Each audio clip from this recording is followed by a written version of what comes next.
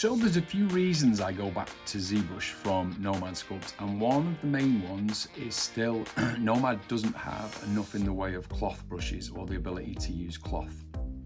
Now I'm a creature designer mostly, so I don't really do a lot of cloth, I don't do a lot of clothing, but what I do is a lot of dinosaurs and a lot of skin and a lot of creatures that need dynamic skin, and I use cloth for that. So if you haven't seen this before, it's a revelation usually. If you have seen it before, you know, you're in the club already, you know how cool this stuff is.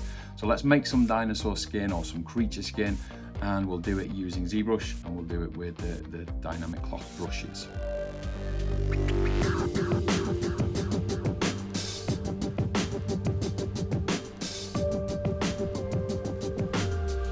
Okay, so I'm going to open ZBrush, and first of all, let's just do everything on a sphere, just to show you what it is that I'm actually going to show you. So Shift and F will show you that the wireframe is on, not that that matters. And what we'll do is we'll use Polymesh, make Polymesh 3D. So I've now got a sculptable, editable model, which is what we want. But let's just change this geometry a little bit. I have all my, this is my training interface, so all the basic tools that I need are always up here at the top. So let's just hit Z remesher with 5,000 polygons, and that gives me a nice sphere, so that's a good start. So space bar, brush the size up, you can see there, that's working perfectly well. It's just a sphere now, but it's got a nice clean underlying geometry. And we could use Dynamesh here, but it doesn't really matter. So what we want to do now is, if I want to do cloth, quite often what I'll do is I'll increase the resolution a little bit first. So Command D, I'm on a Mac, so it's Control D if you're on Windows. Use something like Damp Standard. And if you're going to do cloth, let's do something like smaller brush size, and just do some marks in the model or the skin like this. If you're going to do cloth, there's something that's really interesting that you could learn, which is called the XYZ method. And basically, if you look at trousers or the folds in shirts and stuff like that, it's usually you can compound the creases into an X, a Y, and a Z. So you might see that, you might see, so that's an X, you might see a Y, something like this, or you might see a Z. And you might think that's absolutely crazy until you go and look at some clothing and you smooth it down, and there you go, that's kind of like the folds that you might see. So there's a Z, there's a Y. If you smooth them down, you can see it starts to look like clothing, but it's only approximation of clothing. It's not good at all. And you would need to add some kind of dynamism to those folds to do it. So to be able to do that, what you want to do is use the cloth brushes. And there's a couple of provisos here that I'm going to show you first of all. So just take your time with this video and just learn this bit first. So first of all, go to Dynamics. If you're going to use something a lot, what I always do is close all these down, bring the Dynamics brush out so I can see everything there on the side. That's useful because it's now at the side. And in here, you've got this thing at the bottom that says max simulation points. Now I've got it set at 999, so it's normally 250. So I set mine up just under 1,000, and it's 1,000. So basically that's just under 1,000,000 polygons. And that means it will work on anything under 1,000,000 polygons. And quite often when you're sculpting, you'll go way above 1,000,000. It's super easy. But basically now we can do our cloth work on anything under 1,000,000. So just remember that, 999,000, okay? And if you look here, this model is only 65,000. If I do Control D, it's over 1,000,000 now. So at that level, super high level, you're not going to be able to use any of the tools that I'm going to show you. So you've always got to remember that first of all. And sometimes what I find with some of my students is that they don't know about that, and then they're trying to use the cloth brushes and nothing's happening. And that's why, usually because that limit's set. Now, what you will notice as well is, as I pull stuff around, it's pulling the entire surface. Like so. But what we want to do, because we're going to do cloth at some point, we want to restrict it so that it's just moving around the surface. If you're thinking about what we're going to do, which is skin, it needs to be skin moving around a skull or muscle, like a muscle volume. So the way that you do that, it came out a few versions ago. If you come down to the tool menu down here, close everything down if you're not sure, look for this one here, thick skin, and just turn that on. and leave the thickness at 20 for now. You can play with that later. But what that'll do now is once we start doing anything, it will restrict it in a certain way. So it will restrict it and it won't move it too far out or too far in is what I'm finding. Now, you might want to play with a lot of different things before we go any further. You know, have a play with a few different brushes, but as long as thick skin's on, it's kind of locked. And they're the two things that I want you to know before we move on. So set the maximum simulation point and stick thick skin on. From this point, it's super easy. So basically now we can just use the cloth tools. So if I've got cloth, as you see there, and there are fake trousers, if I just come up to the brush menu, and I've got a few out here already, but if you just hit B and then C, and then look for anything that's got cloth in front of it, and the one that I'm going to use mostly to show you is this one, cloth hook. Now if I have a medium sort of like, or around 0 for the focal shift, so it's not going to be too harsh around the edges, and a fairly low intensity and quite a big brush, and we'll slowly move stuff around and you'll see what happens. So at the moment, absolutely nothing. Okay, so why nothing? I've already told you. So basically it's over 1 million polygons. So look up here and we've got 1055. So I'm just over the threshold. So to be able to use these brushes, there's two things I could do. One, I could isolate. So what I could do is use Control and Shift and the select lasso, and I could hide some points, and that would take it down to 168. So now if I use it, I'm going to get the ability to use these brushes. Now it's a bit crazy at the minute, it's a bit wrinkly, but I'm just showing you the fact that the brush is working. But a better way to do it would be just step down one level. So if you've got multiple subdivision levels, this is dropping it down to only 263,000. So I'm basically 1/4 of my maximum level. So now if I lower the draw size, lower the intensity, zoom right in, pick one of these creases that I've done, and just drag it down. Maybe it's not high enough. Oh, I went too low on the intensity. And now slowly drag it around, and you can see there that the creases are starting to form in the right place. Make a bigger brush, make your creases, and you're going to get a bigger intensity like that.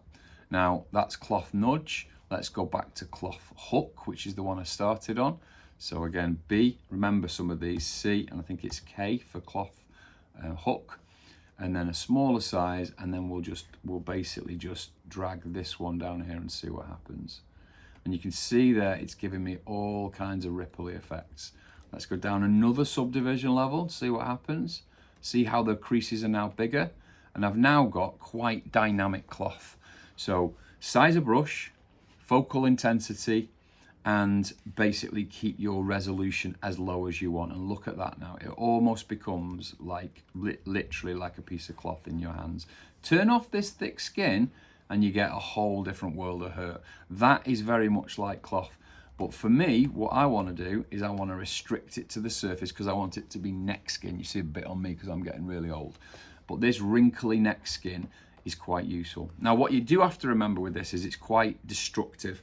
So if I've done something like, let me go up there with the resolution, go standard brush, pick one of my dinosaur or creature brushes, and we'll use the drag rectangle, and we'll bring the size down, and we'll just drag on some scales, maybe a bit too aggressive, and bring the focal shift down. There you go. So there's some nice scales. So if you were doing a dinosaur, which I do every day of the week, in fact, a little bit more intensity than that. Let's make it nice and there, like crocodile stroke dinosaur-y. Go down the resolution a bit, go back to your brush. So the one that we were using is cloth hook. Now watch what happens when I use the cloth hook. Wherever the cloth is pinching, it's really destroying the scales. Not everywhere, and it won't completely destroy them. But what you might have found is that you've done a load of work on a scale area and then you try and do your cloth and it just doesn't work. Now if I go back up the resolution, you can see it held some of it here, but it destroyed it on the edges. Now, what you can do at that point is you can go back and you can add them in over the top, like so, if that's something that's something you could consider. So you've got your folds and you've got your scales as well. So that's the 101 theory. So let's try it on some models, some different models. So one I can show you is perhaps a set of wings. So this is just a very, very simple set of bat wings, just bashed together using very basic tools, and it's fairly low resolution. So if I go up resolution, it looks fairly okay. So this wouldn't take long to get it into some sort of shape, but come down the resolution. We'll stay with cloth hook, I think was my favorite one for this. And then as you move it around, there's your wings. So that's your dragon wings sorted quite easily. Now, I haven't got thick skin on here, so you have to be really careful and remember whether you've got it on or not. Thick skin, quite controlled. Thick skin off, it's going to go everywhere. It's going to go up and down. So with a bat wing, I actually don't mind it being with thick skin off. That can be quite useful, but look how it tightens it and thins it. So it destroys a lot of the sculpt in there. So that's why thick skin is a big benefit here. Okay, let's try something else. Let's go to this, which is a model of a guanji, which is a creature from a 1969 Ray Harryhausen film. It's almost a cross between a T-Rex and an Allosaurus. They never actually defined which one it was because it's made up, but it's a cool creature to sculpt and very old-fashioned.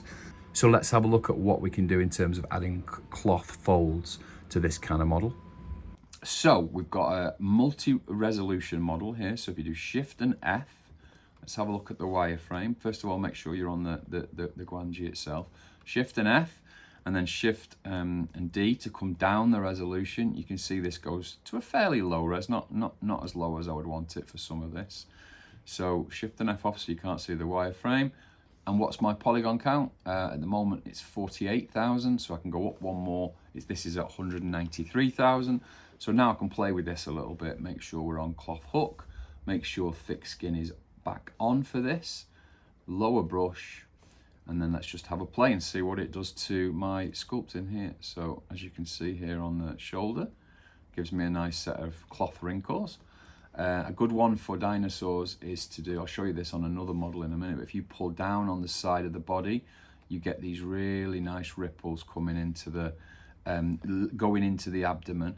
Again, this is very destructive. So if you've done scales, if you've done any muscle work, any kind of tendons, ligaments, that kind of stuff, be careful because it's going to destroy it. I'm going to go way over the top here now because I just want to show you what you can do with it. But you need to be, you know, mindful that you could be destroying some really cool work if you've done it already. Bit more, come down here. Now I can actually get away with more on this model. This is a 64 gig machine with a decent spec, so it can handle quite a lot. ZBrush doesn't care about your graphics card, remember that. This is all CPU and RAM, it's not GPU. It doesn't give a monkeys about your graphics card.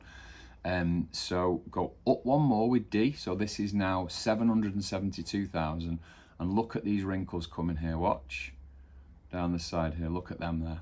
So these, look how the skin's tightening but losing that surface detail. So it looks good, but it can be destructive. But look at the quality of the wrinkles that you get in there. This can be really, really useful for a creature designer in so many different ways. Turn thick skin off and then have a go. Be careful with this because you know you're going to come away from the shape of the surface of your creature. You can stack these, so if you did want a creature that wanted lots and lots of wrinkles, you can bring them down bit by bit, but always start at the bottom and crush down onto it. So you can see there on the neck, I'm grabbing each bit at the top and I'm just moving the wrinkles down like so. This is symmetrical as well. You might not want to do this. It's, you know, you might want to do this in separate ways, and what I mean by that is separate times. So do the left and the right differently. So now it's off. Watch if I go slightly to the left and slightly to the right, it's going to give me these twists of skin, and that's quite useful. That can obviously, you know, breaking the symmetry is a great thing to do. So I'll do a couple more, and now just I want to show you one more thing on this bit before I move on. So if I go up the resolutions now and I go back to the higher resolutions, because I've already sculpted the scales on the higher resolution, so at the million+ level, those scales have come back. but everything that was on the same level that I was using the cloth tool on, that's gone. So there you can see some lovely creases. Got a bit of that detail back on the side. I'm obviously going over the top with this, and you obviously need to take your time and have a play with this, and do it in a subtle way. Don't be dragging, you know, ripples and scale, you know, wrinkles and folds everywhere. It just doesn't look good. A good place to do it is down here on a tail. Watch this. Again, I've done it wrong there because I started at the top. Remember I said start at the bottom and just compound it down.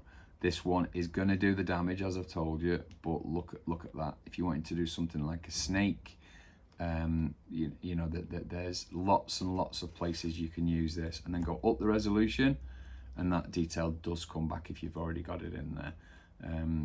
And there you go. That's looking, you know, very wrinkly, probably too wrinkly, obviously, but I've given you that option. Last one, let's use my the one that you may know if you follow me on Instagram. This is my D-Rex, so Distortus Rex from Jurassic World. This is my biggest single print ever. This is the one that was you know, about 50 centimeters on each dimension. Go and have a look at my Instagram if you've not seen this bad boy. But again, this, I always work multi subdivision levels, and you will, if you do know the way I work, I always have a high and a low at any given time. You know, people say, why bother, just sculpt? Well, you don't get to use all these tools if you don't have a high and a low. So let's come down the resolution a little bit. I'll show you what it's like now. It's something like that, and that's only 44,000. That's way too low, so we'll go 178,000. And let's have a play with some different cloth tools now and see what we can get. So cloth inflate, I don't like this one at all. Doesn't really help me. I've not really got to grips with that one at any kind of level. Put the thick skin on, still don't, you know, it does in these corners a little bit, but not something I would use a lot. So cloth, nudge and cloth hook we've already looked at. Cloth pinch trail gives you a nice trail through it. That can be useful. Not for me, not for this. It's quite slow of a brush as well. So, and there's loads to have a play with there, so I'd encourage you to go and have a look. But the ones that we already know of work rather well. So I'll just use, I'll just increase my intensity a bit, just allow me to start folding these down like this. And a good one to do is always wherever the, like down behind the back of the shoulder blade, stuff like that. Again, I'm going way over the top here, so I'm not particularly doing a great job of showing it to you, but it's the tool that I'm trying to show you, not the end result. A good one, great one to use this tool for is under the chin. So watch the neck fold here. So if you're no good at doing these this kind of skin that compresses and folds, go and have a look at real, even human skin, at old people, you know, and people like me. It folds in a certain way, and this brush does a great job of emulating that, as I hope you can see. Put the resolution back on, and you can see there it's giving you those really nice folds. Don't overuse this feature. Subtlety is your friend here. Look at your reference and try and match your reference rather than going crazy. So I hope that helps. I hope that gives you an idea of how you can use these tools. And this is, as I say, one of the brushes and one of the tools that makes me go back to ZBrush. We still don't have this in Nomad Sculpt yet. I hope you're enjoying these videos, and if you are, please come back to the channel as often as you can. Give the video a like, and don't forget to subscribe. We are in 2026, and I'm back recording every week.